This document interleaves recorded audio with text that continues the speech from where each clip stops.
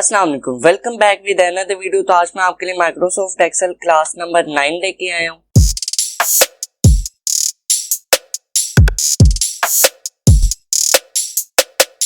तो जिस तरह की लास्ट क्लास में हमारा इंसर्ट कंप्लीट हुआ था, तो आज हम पेज लेआउट को देखेंगे। आप स्क्रीन पर देख सकते हैं यहाँ पे पेज लेआउट में सबसे पहला ऑप्शन हमारे पास थीम का है।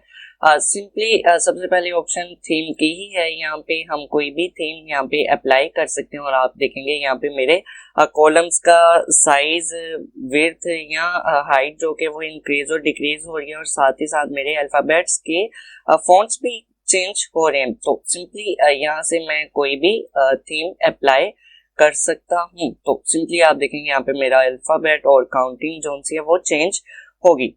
उसके बाद यहाँ पे मेरे पास ऑप्शन कलर्स की है। सिंपली मैंने थीम अप्लाई किया और थीम में जोन सा कलर था और फॉन्ट्स थे, इफेक्ट्स थे, वो यहाँ पे अप्लाई ऑटोमेटिक हो गए, और मैनुअली भी हम यहाँ पे कोई भी कलर दे सकते हैं। उसके बाद यहाँ पे फॉन्ट्स का ऑप्शन है। सिंपली थीम में जो फॉन्ट अप्लाई हो गया था वो यहाँ पे ऑटोमेटिक आ गया था, लेकिन यहाँ पे हम चेंज कर सकते हैं। तो सिंपली मैं अभी कोई भी नहीं ले रहा, और इफेक्ट में हमारे पास डिफरेंट टाइप के इफेक्ट्स आ जाते हैं।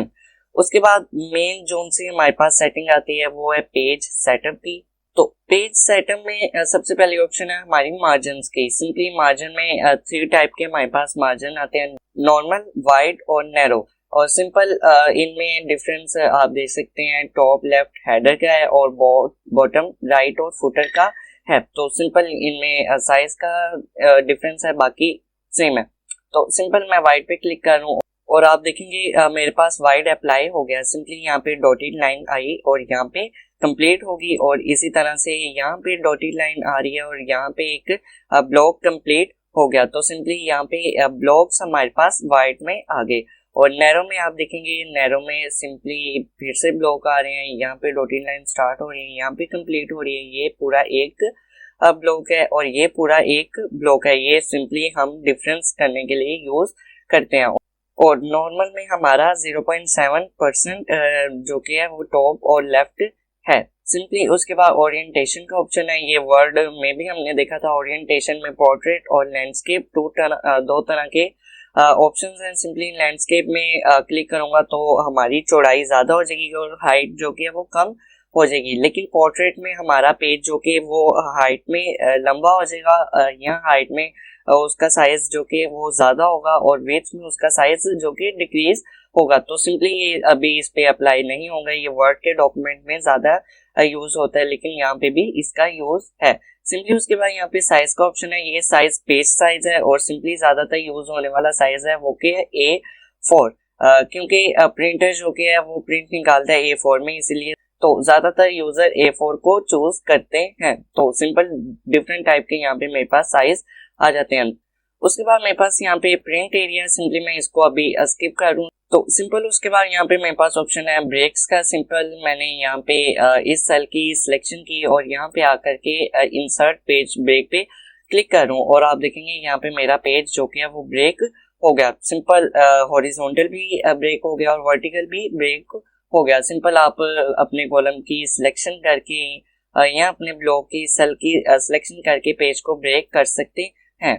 सिंपली उसके बाद मेरे पास ऑप्शन है बैकग्राउंड का। जैसा आप देख सकते हैं यहाँ पे सेल्स के पीछे ब्लैंक है और यहाँ पे मैं कोई भी पिक्चर इंसर्ट कर सकता हूँ। ये हम तब यूज करते हैं जब हमने इंडिकेट करना होता है कि ये इस इंस्टीट्यूट की फाइल है या वर्कबुक है। सिंपली मैं इस पे क्लिक करूंगा और उसकी पिक्चर को इंसर्ट कर दूंगा और वो इंडिकेट हो जाएगा कि ये इस इंस्टीट्यूट की फाइल या कैलकुलेशंस वगैरह है, रिपोर्ट लिस्ट है। तो सिंपल मैं यहाँ पे एनिमल्स लिख लूँ और यहाँ पे मेरे पास डिफरेंट टाइप के एनिमल्स आएंगे, और सिंपली मैं यहाँ से एक इमेज जो कि वो इंसर्ट करूँ। तो सिंपल मैंने उसकी सिलेक्शन की और आप देखेंगे यहाँ पे मेरा एक इमेज सिलेक्ट हो गया।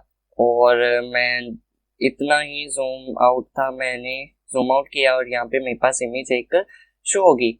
और अगर मैं जूम इन करूँगा तो इस तरह से मेरी इमेज जो कि वो शो करवा रहा है। तो डिलीट बैकग्राउंड रिमूव हो जाएगा और सिंपली मैं अभी अंडू कर रहा हूँ। उसके बाद यहाँ पे मेरे पास प्रिंट टाइटल्स का ऑप्शन है। सिंपली मैं इस पे क्लिक कर रहा हूँ, यहाँ पे मेरे पास शीट आ गई और सिंपली यहाँ पे प्रिंट एरिया B4 मेरा कोई कॉलम जो कि वो सिलेक्ट है, यहाँ से ये कॉलम यहाँ सेल मेरा सिलेक्टेड है और सिंपली मैं इस पे क्लिक करूंगा और ड्रैग एंड ड्रॉप करके जो कि सिलेक्शन कर सकता हूँ कि कहाँ तक मुझे प्रिंट चाहिए। उसके बाद यहाँ पे मैं रोज की सिलेक्शन कर सकता हूँ, यहाँ पे कॉलम्स की सिलेक्शन कर सकता हूँ। अगर मुझे ग्रिड लाइन चाहिए तो मैं इस पे चेक लगा सकता हूँ। प्रिंट अगर मैंने ब्लैक एंड व्हाइट यूज करना है तो मैं इस पे चेक लगा सकता हूँ, नहीं करना तो अनचेक। तो सिंपली यहाँ पे मेरे पास पेज ऑर्डर है, यहाँ पे दो तरह के ऑर्डर हैं। सिंपली इस वे में हमारा पेज प्रिंट होगा और एक इस वे में हमारा पेज प्रिंट होगा। और सिलेक्शन करने के बाद यहाँ से प्रिंट और हमारा प्रिंट जो कि निकल आएगा।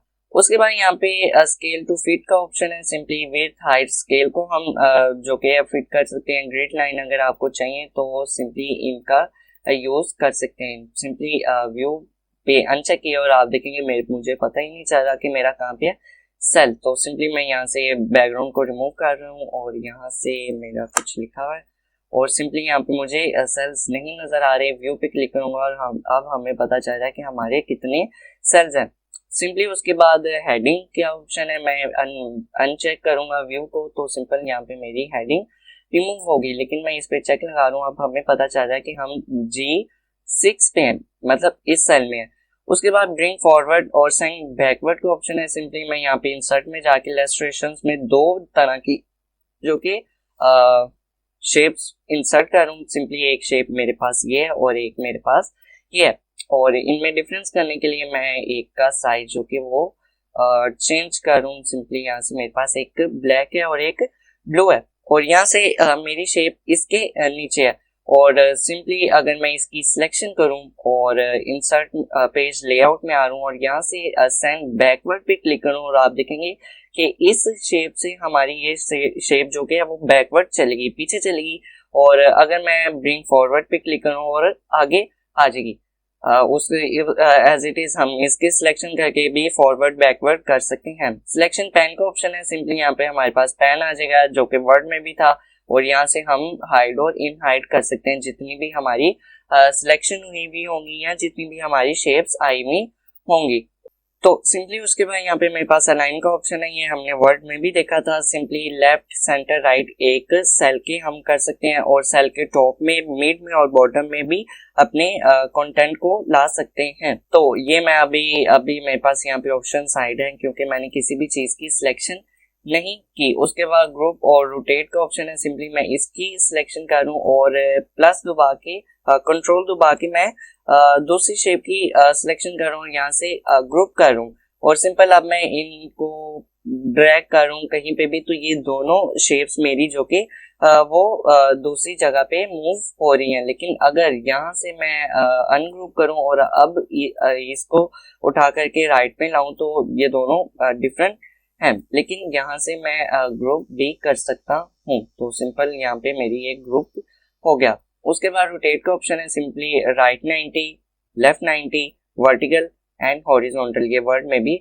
हमने देख लिए थे। तो सिंपली शेप के फॉर्मेट्स हैं, ये हमने पिछली क्लासेस में देख लिए थे। उसके बाद हमारे पास फॉर्मूलाज हैं। सिंपली बहुत लोग पूछ रहे थे कि फॉर्मूलाज की क्लास कब आएगी। ये हमने एक सेपरेट क्लास रखी है जिसमें डिफरेंट टाइप के फॉर्मूलाज हम बताएंगे। बेसिक भी होंगे और उसमें इंटर भी होंगे और एडवांस फार्मूलाज भी होंगे। तो सिंपली मे बी हम फार्मूलाज जो कि है वो अभी बेसिक करें और इन फ्यूचर हम एडवांस करें।